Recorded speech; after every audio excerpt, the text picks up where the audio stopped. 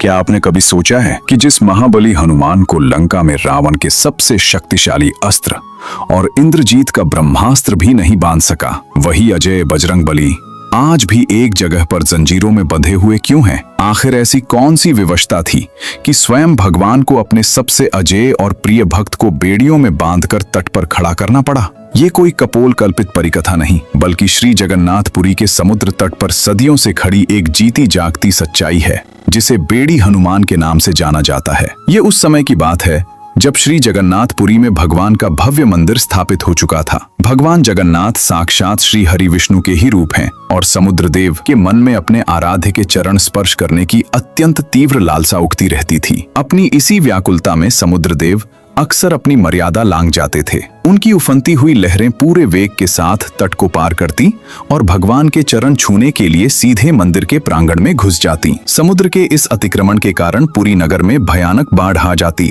पुजारियों को पूजा पाठ में बाधा होती और मंदिर को भी भारी क्षति पहुंचती थी। ये जल प्रलय जैसी स्थिति बार बार होने लगी। जब पुजारियों और नगरवासियों की पीड़ा बहुत बढ़ गई तो उन्होंने भगवान जगन्नाथ के सामने त्राहिमाम किया। भक्तों की पुकार सुनकर भगवान जगन्नाथ ने इस समस्या के स्थायी समाधान के लिए अपने सबसे शक्तिशाली और विश्वस्त रक्षक महाबली हनुमान को याद किया। प्रभु का स्मरण होते ही पवन पुत्र वहां प्रकट हो गए। भगवान जगन्नाथ ने उनसे कहा कि समुद्र बार बार अपनी मर्यादा तोड़कर मेरे भक्तों को कष्ट दे रहा है, इसलिए तुम तुरंत समुद्र तट पर जाकर खड़े हो जाओ और ये सुनिश्चित करो कि उसकी एक भी लहर नगर और मंदिर के भीतर प्रवेश न कर सके। प्रभु की आज्ञा मिलते ही हनुमान जी ने अपना अत्यंत विशाल और रौद्र रूप धारण किया